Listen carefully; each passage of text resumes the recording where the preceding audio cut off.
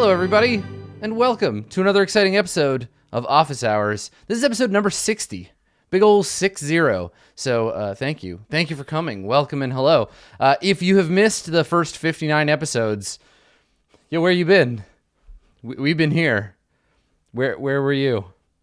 Welcome, though. Come on in. Office Hours is a little show I like to do now and then, where you, my lovely audience, submits questions. You submit them to me, and I answer them. And those questions are about tabletop role-playing games and how to game master them. This show came about from some feelings and thoughts that I had around how poorly tabletop RPGs tend to handle advice and how much I hate advice in role-playing game books. So instead of some generic bullshit, we're going to give very specific answers to very specific questions. And so hopefully the three people that ask questions today, their questions and my answers can help you become a better game master. Our first question comes to us from Namhart, and watch as I slide out of the way of this block of text. Namhart, tell us what it is. Hey Adam, first off, has anybody told you that you're awesome today? Because you are. Second, I've been GMing for some friends a couple of one-offs of the award-winning role-playing system Dungeon World, and it's been a lot of fun. We started doing these one-offs on days when we couldn't normally play our main D&D session of Curse of Strahd. As I was ending one of the one-offs, giving one of my players a Salamander Immolator ultimate power after he swallowed a shard of the sun, my players decided that they wanted to continue with these characters into a longer campaign. I hadn't intended on making this a full campaign, but they insisted they were interested in exploring this world with these characters. In other words, they got a taste of the D, and now they can't get enough. What do? So Namhart, first of all, Namhart enters chat. Every time I have ever seen Namhart come into a stream, Namhart always enters chat that same way. So Namhart, you're a sweetheart. Thank you. First and foremost, congratulations on getting excited with your friends about award-winning tabletop role-playing game Dungeon World. You and your friends are in for all sorts of fun and excitement. Fun and excitement are registered trademarks of Sage Kobold Productions and are not to be used, had, or enjoyed without express license permission. Now, the risk that comes along with playing a new game as a one-shot, and I think every GM has run into this particular situation or something similar. There's this risk that happens where the players get so excited about the game that returning to the old game or doing anything else can seem difficult, and suddenly you have another campaign on your hands. For example, we did this one shot of Apocalypse World, I think for Halloween like a year ago. The Roll20 crew, we played Apocalypse World and we enjoyed it so much, and the audience liked it so much that we decided, okay, well, we don't want to just do a one shot. I guess we'll do a campaign. And that led us into playing another game and took us to where we are now. I think one thing that kind of happens with role-playing games, either within an existing campaign or if you're moving from system to system, is that we chase what is enjoyable, right? We go looking for whatever feels the most fun for us, and we try to do more of that, right? It seems like pretty basic stuff, right? Like if you find a class you like, you probably play that class again. Or if you find that your party is having a really good time doing like goofy capers, you end up focusing less on the serious dungeon delving stuff, right? So you combine that with the inherently exploratory nature of RPGs, and you end up with a recipe of a resultant effect is that this sort of shifting is natural to RPGs, right? So what I mean by inherently exploratory in role-playing games is that in RPGs, since all the content that we create, all the stuff in the game, is the result of a group of people operating to some degree improvisationally, even if you have an idea as the GM where the game is going to go, you're contending with the seeming randomness of the desires of the rest of your group, right? So no matter what we do in most role-playing games, we're going to be surprised along the way. Now, there are, of course, a few games, I think, that have a more set pathway that you don't run into this as much, right? Fall of Magic, Montsegur, games that have a set beginning, middle, and end. But I think for the most part, even playing through like a preset D&D module leaves you tons of room for exploration of the narrative for everybody at the table. Now, introducing a new element to your game, whether it's an NPC the players get attached to, a location they come to love, or just a quest you never really expected them to pursue, carries the chance that the players will adhere to that thing. They'll really love that thing.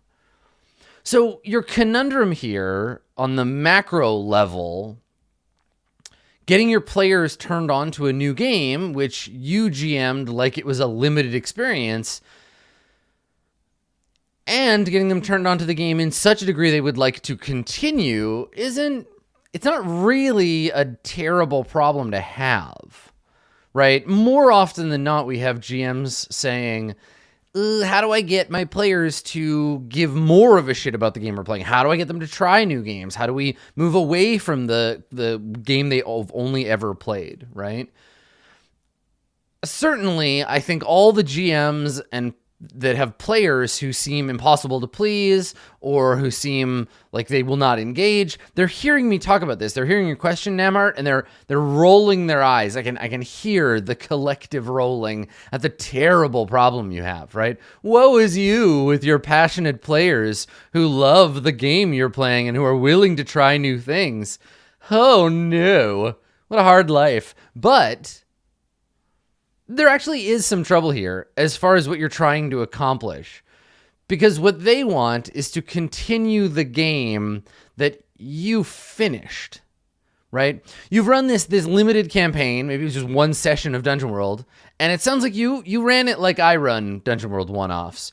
You just cut the brakes, put a brick on the gas, and drove it off a cliff, right? This fuck it attitude that comes with playing a game that you know is relatively impermanent. And that's awesome, right? It's absolutely a great way to do one-shots or miniseries campaigns. The only trick is where to go after you've said, cool, you eat the sun, now what?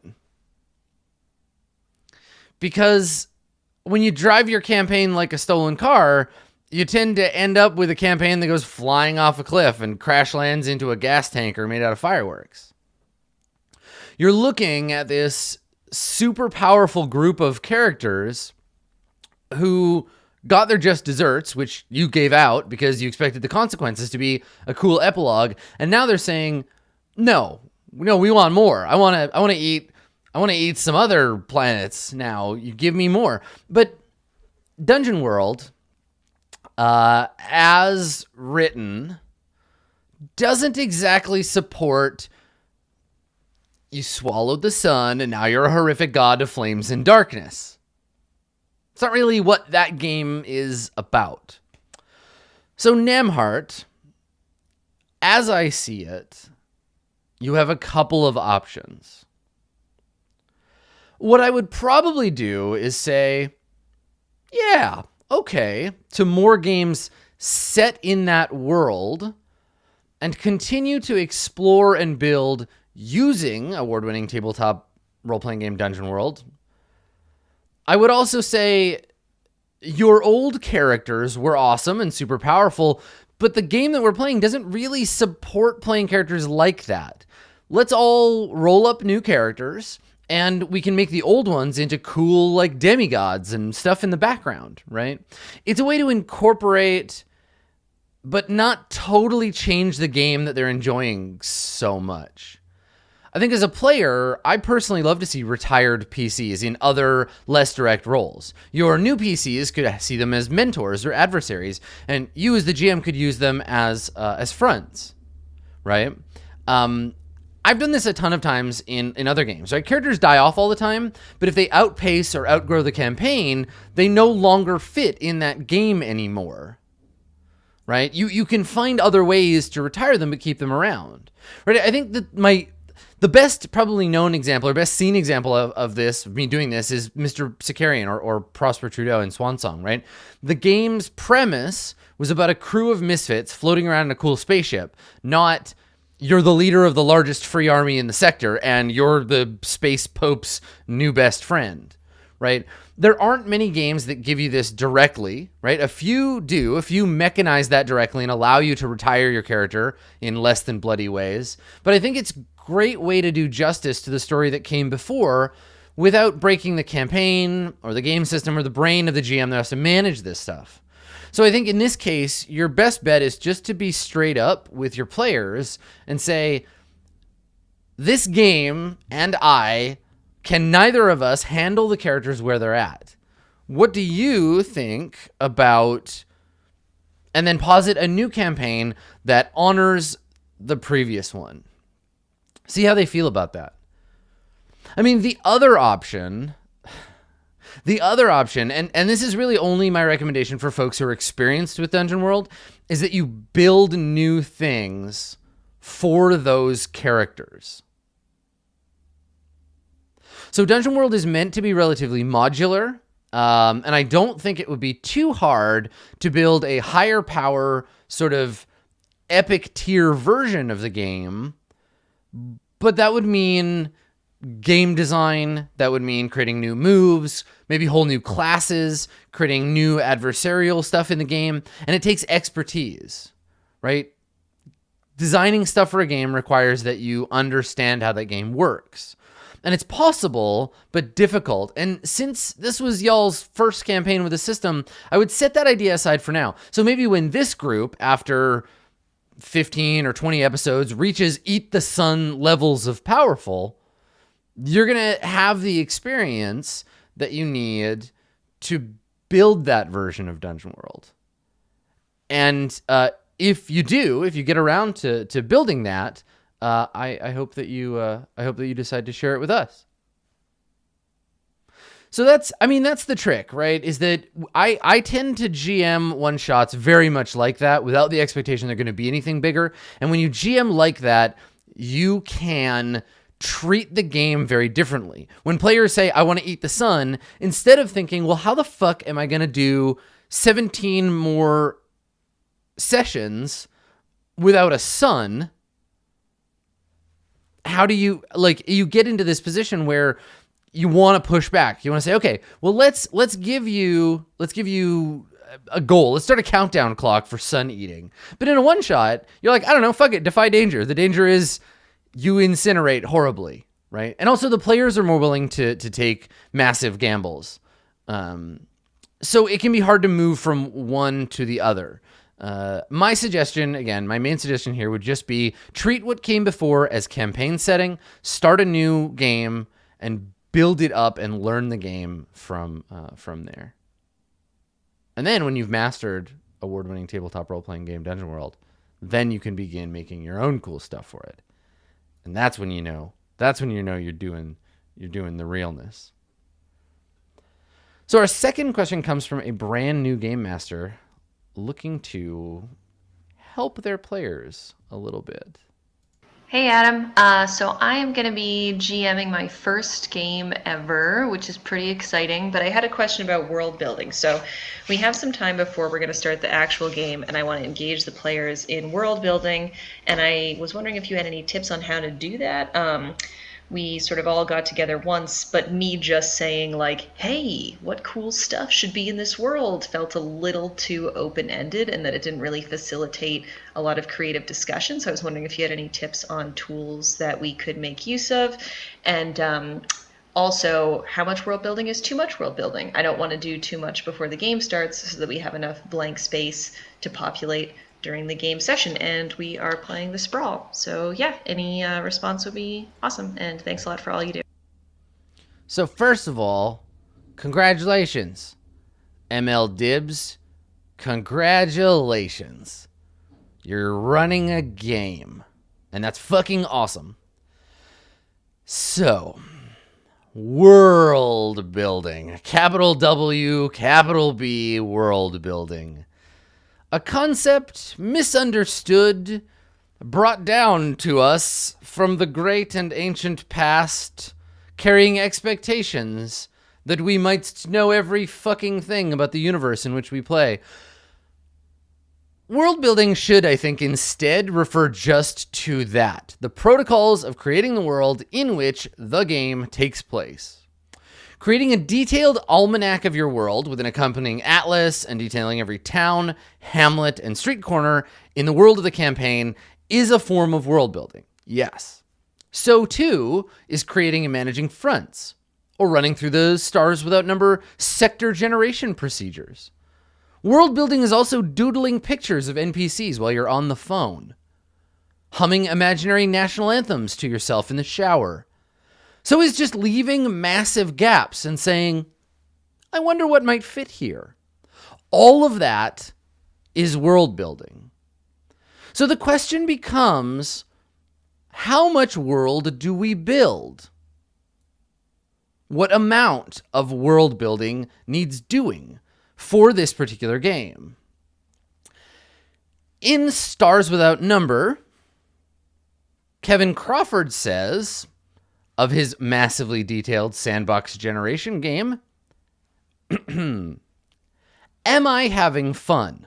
If you're enjoying yourself, then you can keep building. We follow this hobby because it's fun, and if you're enjoying the process, then you should let yourself have your indulgence. Am I going to need this for the next session? If what you're creating is something you know you're going to need for the next session, you should finish it.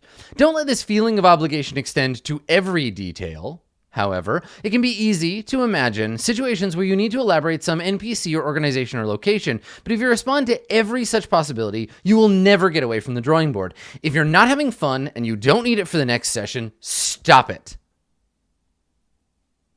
I love that. I'm just going to take an aside before you know what? All right. You're going to exhaust yourself on minutia and trivia and not have the energy to do the parts you really do need or the vigor needed to actually run this for the group. Let me go and say that again.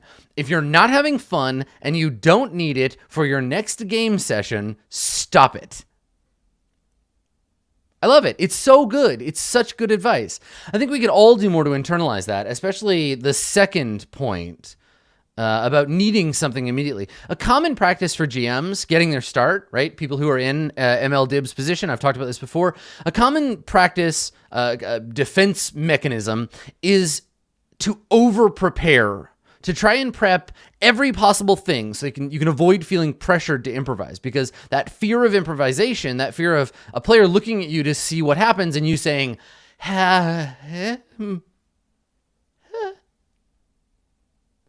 that's terrifying for some people, losing those abilities. Now, I promise you, try as you might, you will never prep enough. Prepping enough is an impossible task. Let go of that desire. What you ought to do, and I think ML Dibs is doing, is considering the actual game that you're playing and look to that game for advice about prep, especially pre-first session prep. Some games won't give you this advice about how to build your situation, and other games will give you guidance about who is responsible for what, but not how to do that. For example, in D&D, whose job is it to set the premise of the campaign and make sure the characters fit into that premise? Whose job is that? Where does it say this in the book, right? In Burning Wheel, we are given the situation by our GM, who might have asked us for input, but who might not have too. I tend to like games that offer a little bit of specific guidance around that, if the game itself is even a little unclear. Like, you're not going to be surprised when a Torchbearer campaign is about, dungeon fucking in the subterrane, but maybe cultural notes, background setting and stuff. Where does that come from? So I think for you, ML Dibs, a mix of talk to your group and read the game is in order here. Now, I'm not saying you haven't read the game, but let's talk about this. So let's see what the Sprawl as a role-playing game. I went back and I when I was making notes, I looked at the game. Let's see what the Sprawl expects from you. So unlike the admonishment from Dungeon World to draw maps and leave blanks, the Sprawl contains no such agenda or principle.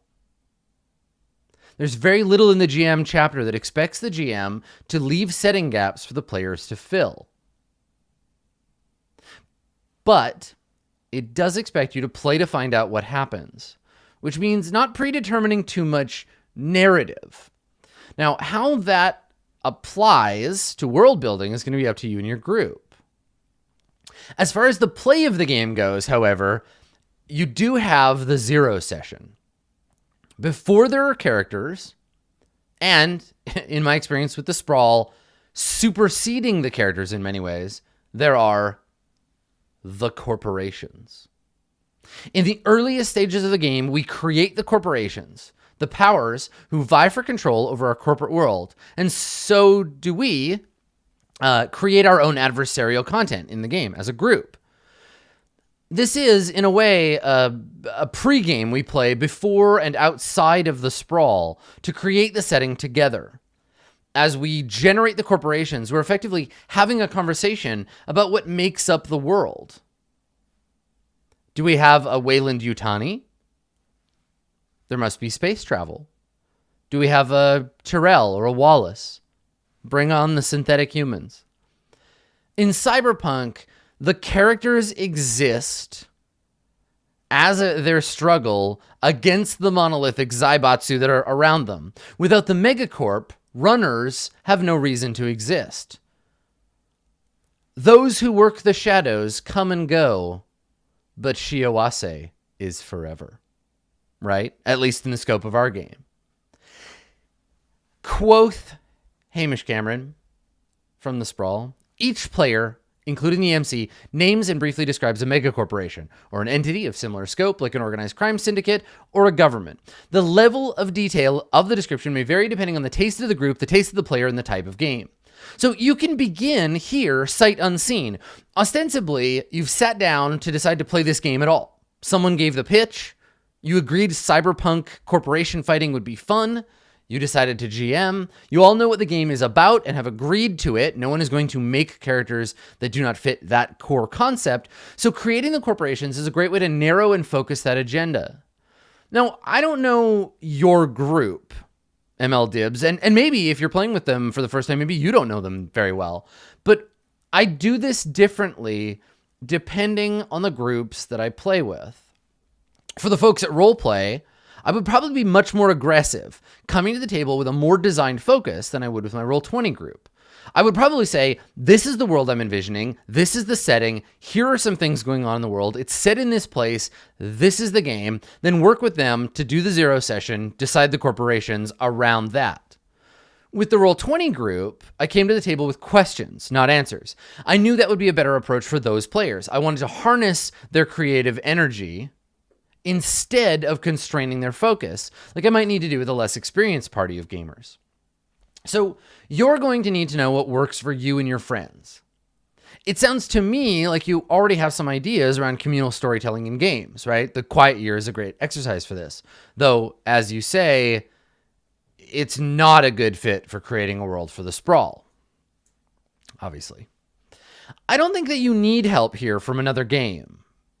Invariably, someone is going to suggest you try world building with Microscope, but don't.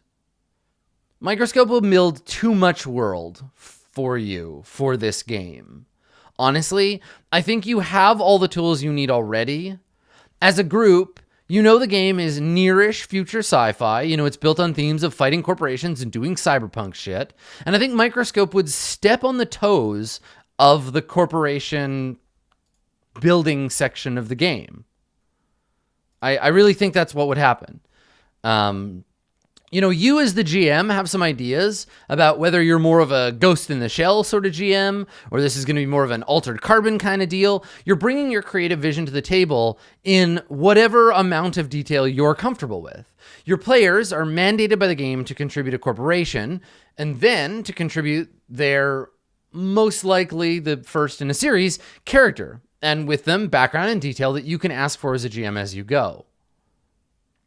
Your job is to collate and integrate all that with your vision as the game master, and then create missions that express the world you've built together. I think you're pretty much good to go. Like, as far as how much world building is too much, don't look any further than Kevin's advice. Is it fun for you to imagine, write, draw, scribble, hum, dance, or otherwise conjure your world's detail into your imagination? Do you need it for this next mission? Carry on. If it's not fun and you don't need it, stop. So as long as your prep isn't causing you to constrict your fun, if you're having to look through your documentation all the time to maintain cohesive continuity, you might have a problem. Just build what feels fun for you. And remember, knowing what questions to ask your players is as effective, maybe more effective, than filling in the details yourself. It's one thing to know the name of the Orochi Gewehr Combine security team, and another to ask a player why they are on said Combine's shit list. Right? World building only matters in context, and finding or manufacturing that context is a big part of your job. As for who is responsible for what, and how much you do of that, well, that's up to you. The sprawl is pretty clear about it, but we all drift the games that we play. And maybe your sprawl is a little bit more community-oriented, right? Maybe not. You're going to find that place with your group. Trust your feelings. Trust your own ideas about cyberpunk. Let the players fill in where you don't have ideas, but don't think that you have to let them do all of the setting work. Offload the things you're not interested in, and then that's it. You just fill in the rest yourself. I know that can feel daunting. I know, but I believe in you. I believe in you. Our last question comes from Caleb and is a pretty common one, I think. I don't think I've answered it explicitly as it is, but I think this is one that comes up for people a lot. I apologize a little bit. The audio is a tiny bit blown out. I tried to make it volume safe. Hey Adam, my name's Caleb. My question is, what's the best way to incorporate pre-made adventures like Curse of Strahd into homebrew campaigns / settings? Short and sweet from Caleb. Short and sweet. So I've gone on record more than once, many, many times, about how much I love well-written, pre-generated adventures. They do so much of the horseshit busy work of the kind of games they tend to be written for that most of the time I myself cannot be bothered to give a fuck about, right? Give me maps. Give me encounters, give me tables, put it all together in a cool linked way, and I will love you forever, because now all I have to do is think up cool ways to implement it and how to play the characters that you've given me, and wonder what the hell players are going to do to get through it. My favorite adventures span the old and the new and come from all different sources. I love old school adventures like Keep on the Borderlands, Against the Cult of the Reptile God. Classic. I love super weird adventures like People of the Pit or Jewels of the Carnifex for Dungeon Crawl Classics. I really like campaign-sized modules too, right? We're having a blast playing through Tomb of Annihilation. That's a whole campaign.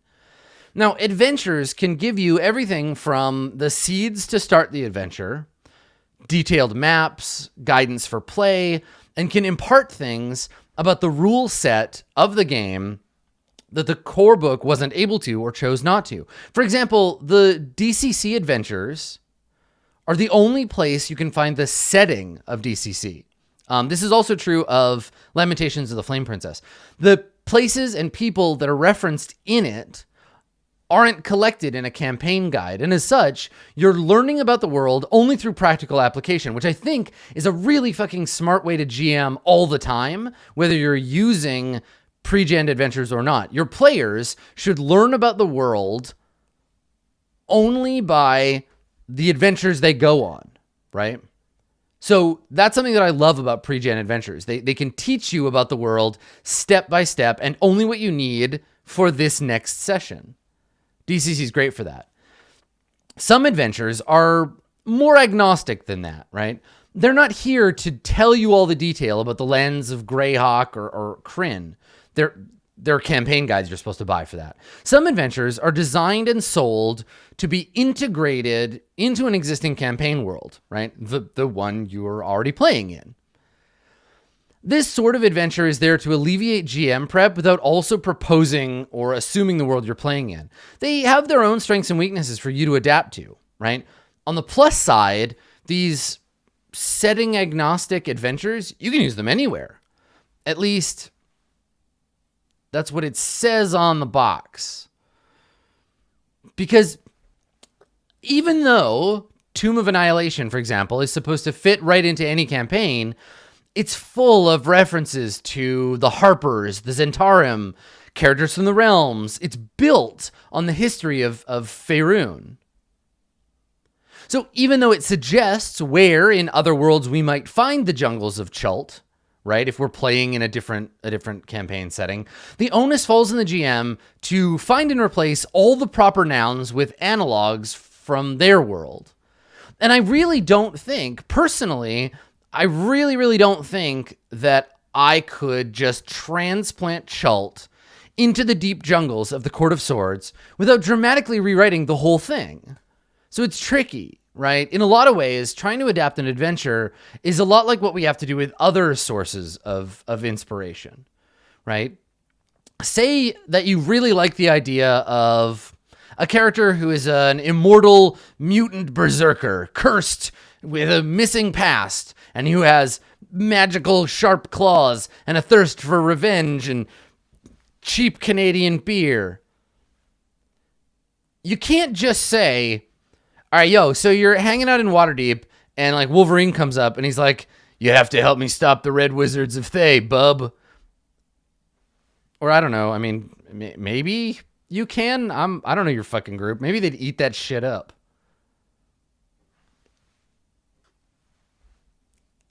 Repurposing what you like about Logan is another thing, right? Maybe you have a fighter who was experimented on by evil wizards, right? Maybe you steal bits and pieces of Wolverine's personality for a pirate lord or barbarian or whatever. This kind of retooling of character, setting, element, alchemy is a big part of turning inspiration into usable bits for your game. So it goes with adventures, though on a more detailed scale with more fine-tuned controls. Like, you can't deconstruct a dungeon and rebuild it. Or you could, but the more work you do, the more you're offsetting the labor that is the point of an adventure. Right?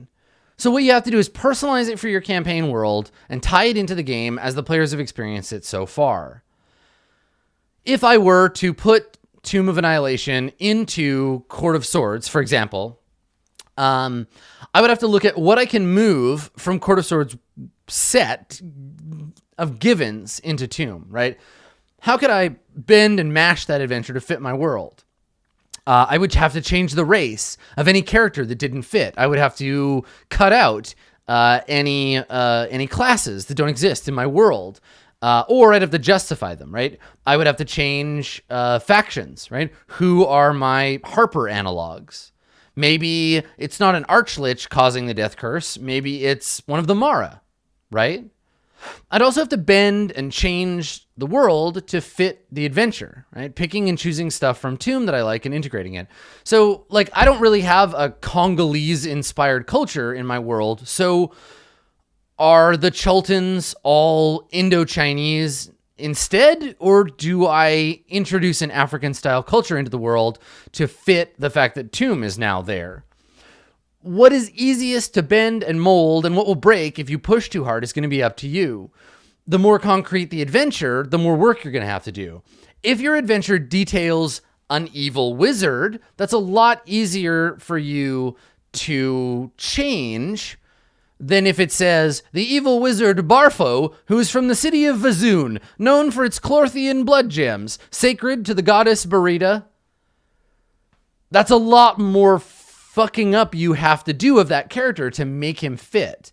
But the reason that he's the evil wizard Barfo and not just an evil wizard is because adventures give you context for this stuff, so you don't have to do it.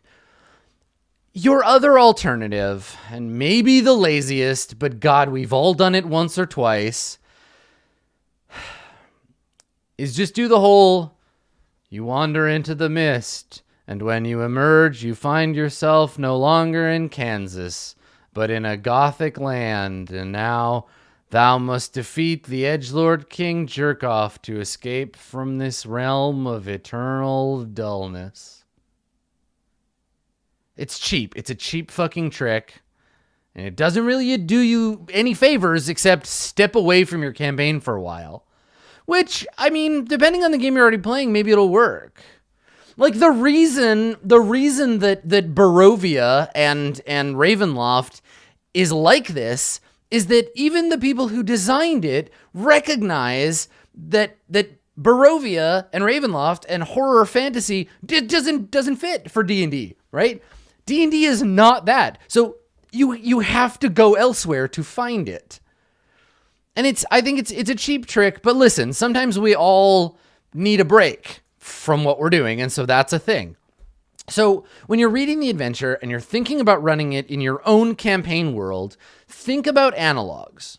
Look for places where you're going to have to do work, and if the amount of work looks to be equal to the prep the adventure has done for you already, it may not be worth all the effort.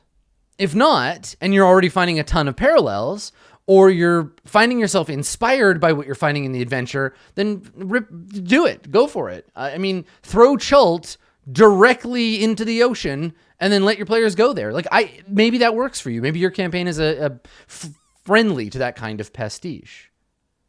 Every adventure is going to be written a little bit differently, and it's going to provide more or less detail, and it's going to be up to you to find the one that works for you. So to answer your question, the best start to incorporate or use set adventures is to pick the right adventure in the first place. And I think that you can do a lot of this work by choosing old adventures that sort of predate the idea of campaign settings, right? Before there was a Forgotten Realms, we had to guess at what the various settings of D&D were like because all we had was the adventures. So picking adventures that are not tied to a setting will be an easier job. That is the best place to start. For me, I tend not to mix pre-gen and scratch built, right? I tend to be like, this is a pre-gen campaign. We are doing Adventurers League, we are doing Tomb, or we're doing Court of Swords, and I'm making up everything or stealing it from other sources, but we're not doing adventures. But it has been known to happen, right? I'll steal bits and pieces. I've stolen, dungeon maps or monsters or whatever, chunks from adventures, if not the whole adventure altogether. So whatever you end up doing, wherever you end up finding that place, remember the advice that I gave our second question asker. Don't put in more work than is fun.